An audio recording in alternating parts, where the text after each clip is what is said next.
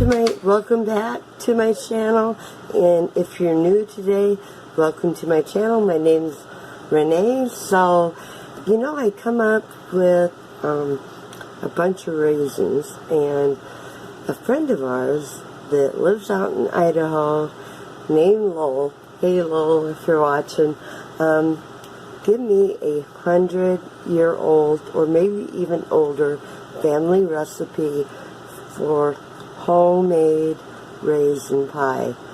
So I thought, well,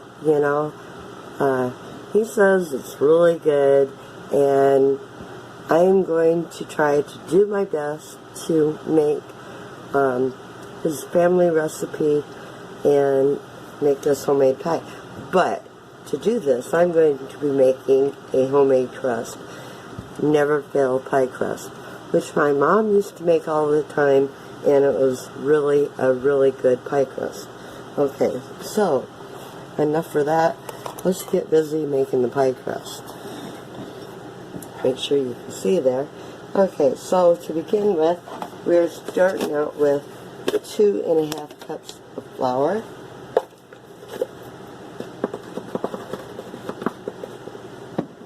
1, 2, and we need another 1/2 cup here. Okay, 2.5 cups. Alright, now into that, we're going to add in 1 cup of shortening. And I kind of like to take it off in smaller pieces, so you don't have your shortening all in one spot. Okay.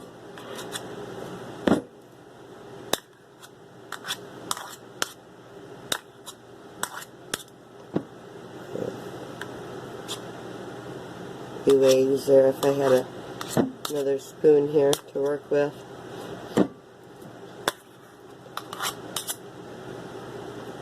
Okay.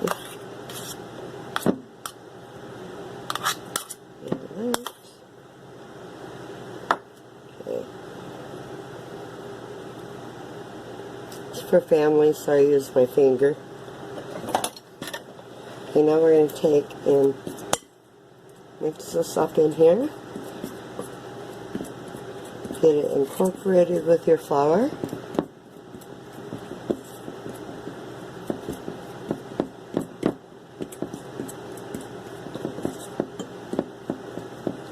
Just take your fork, like that, and we're going to try to get it into like a, I don't know, small pebble size. Okay. Put it in there best I can before I add the other stuff here. Okay. I'm going to go ahead and add my salt, which I have a 1/4 teaspoon of salt.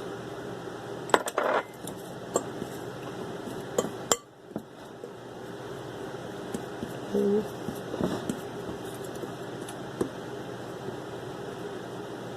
Into that, I have 1 beaten egg.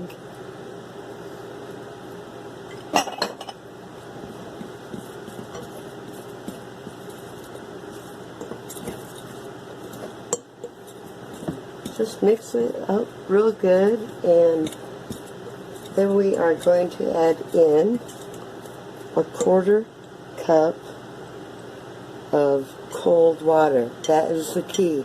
The colder your water, the better. I mean, if you have to put an ice cube in it, go ahead.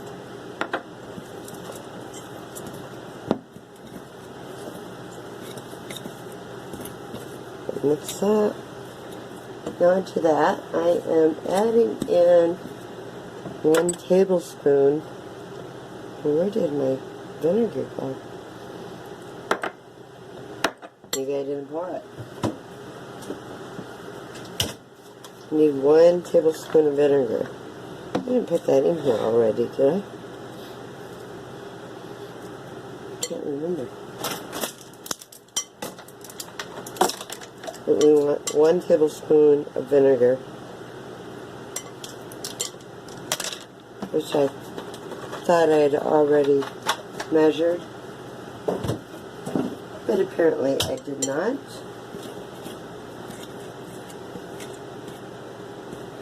And you want to use the white vinegar, distilled vinegar, for this.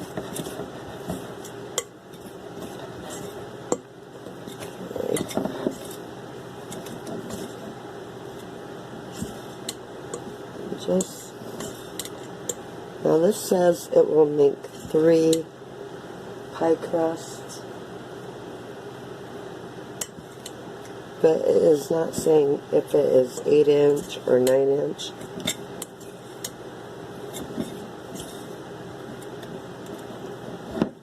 Okay, there we go. Seems to be mixed pretty good. Get my little bowls out of the way. And I like using an old pillowcase to roll my pie crust on, or making bread, because I can leave my flour right on it. Shake it out, wash it, use it again. Okay.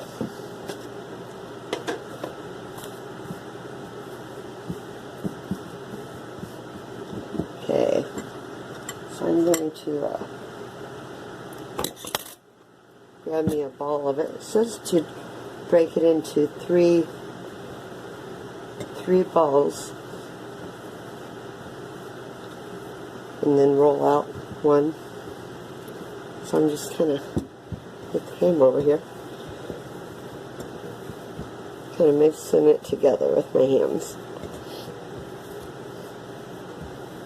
And here's one ball, 2, and 3. Okay, I'm going to use that one. A little flour over here on my rolling pin. Okay, flatten it down, get a little flour on there, and commence to rolling it out.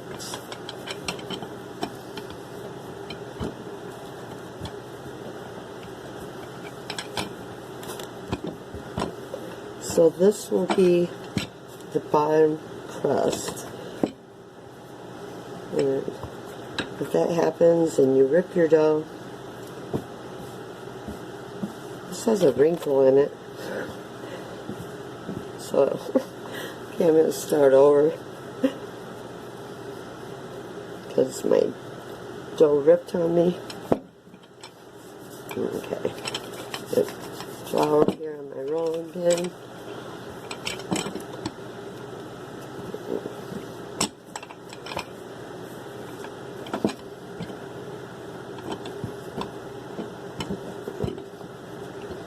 Some pressure on it.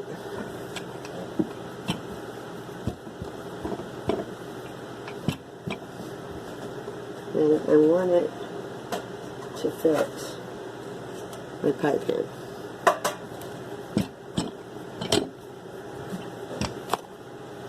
Oops. Sorry about that. I hit my camera.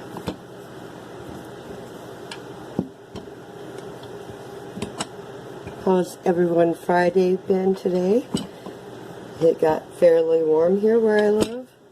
It's starting to cool off a little bit. Thank goodness, because I didn't want to bake a pie with it being as hot as it was earlier. I believe it got to like 80 today, which is warm for my neck of the woods.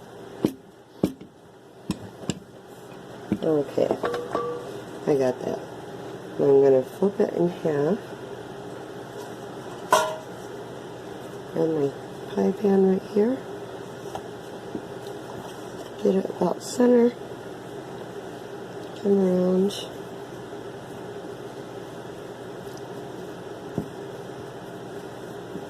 Just go around it with it.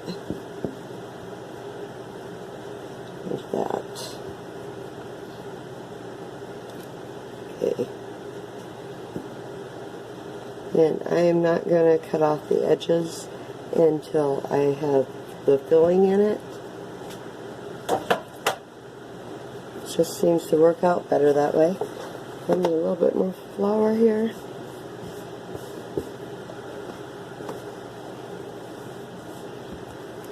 Okay. I'll flatten it out a little bit. Helps. Get some more flour on my rolling pin here.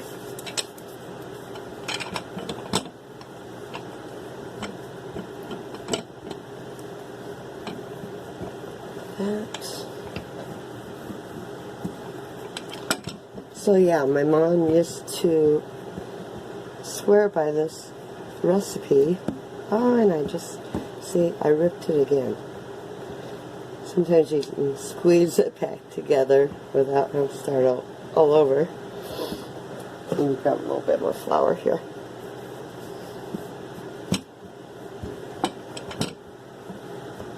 Okay.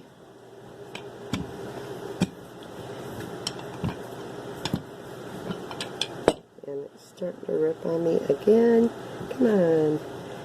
Pie crust, don't do that. You never fail, okay? I did say never fail pie crust, correct? Pinch it here. I think I got a little too thin maybe in the center.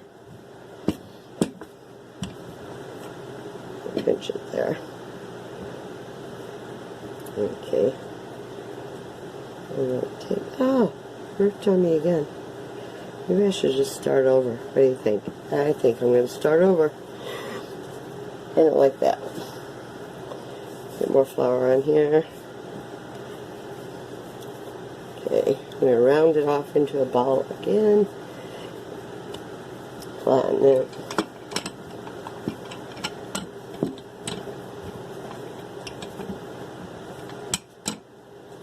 But Never Fail Pie Crust is a flaky, very good pie crust, normally.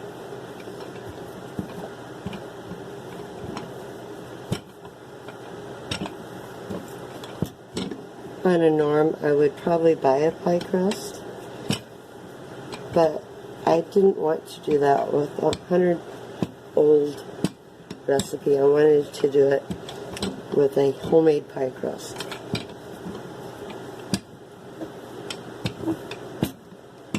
Okay. I think that one will work a lot better.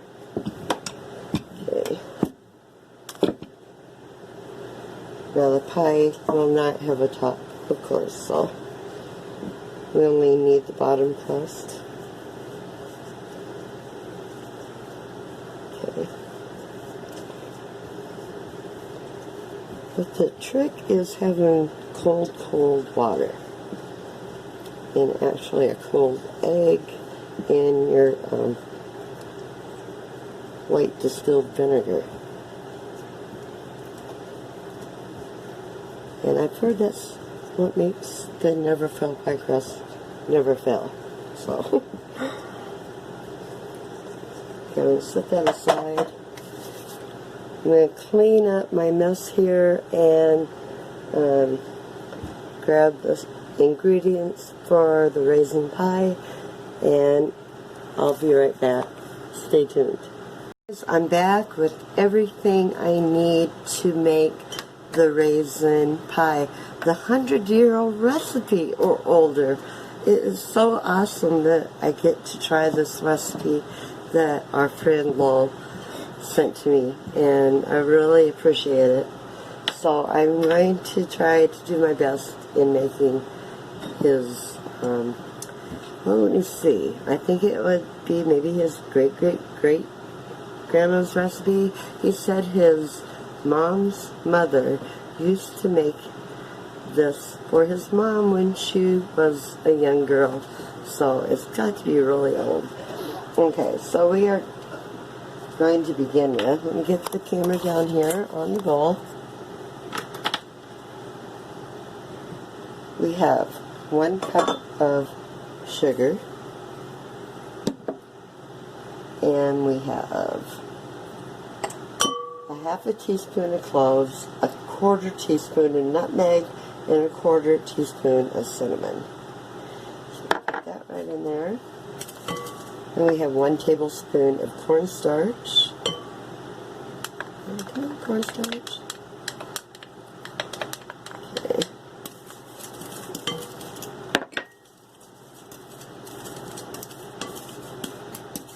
Okay, now we are adding in, he didn't say which one to add in first, but I'm going to add, he said 3 beaten eggs. So I went ahead and beat 3 eggs. Got them beat up pretty good here. Okay.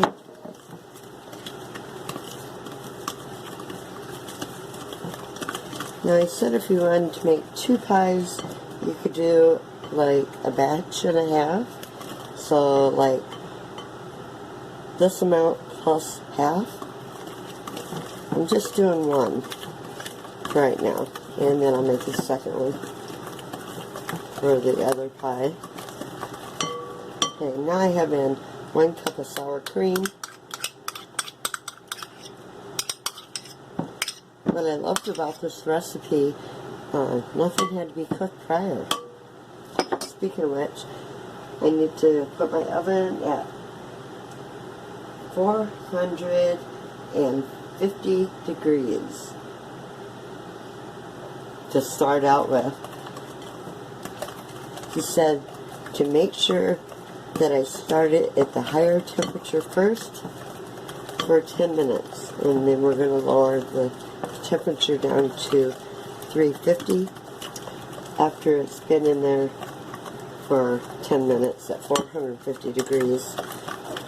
I have that mixed in there. Now I have in 3/4 cup of raisins. There might be a cup there. The more the merrier. Okay. And then we have that all mixed up there. It's pretty simple. So I'm going to take the pie crust here.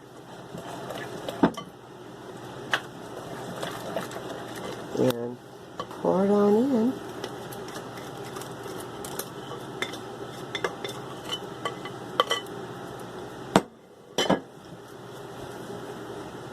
You see that? I know it smells really, really good. I'm going to grab a fork and I think I'll wet it. And I'm going to go around and take my fork, go around the edges. There's different ways you can do this.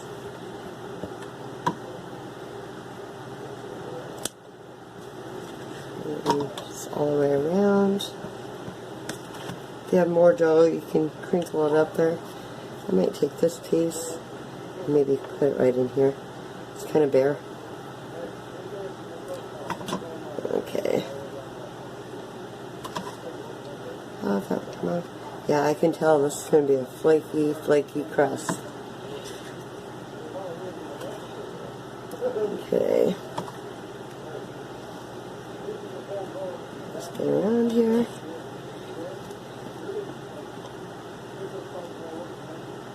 Okay. And just take your fork and go around the edges and get your excess dough off. Oh. Okay. Or a knife will work too. Okay, so I'm going to put this in the oven at 475 for 10 minutes.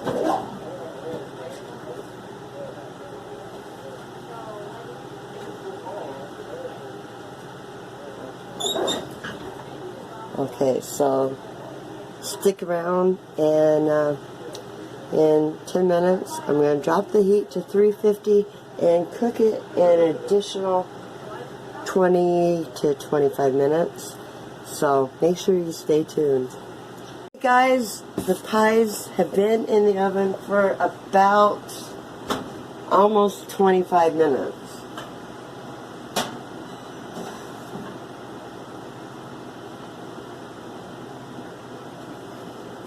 I did actually make a second one, You see that?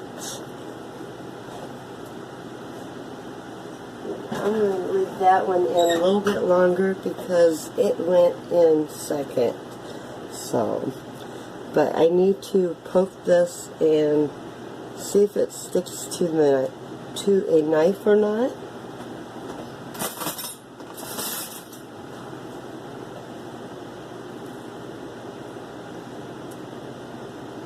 And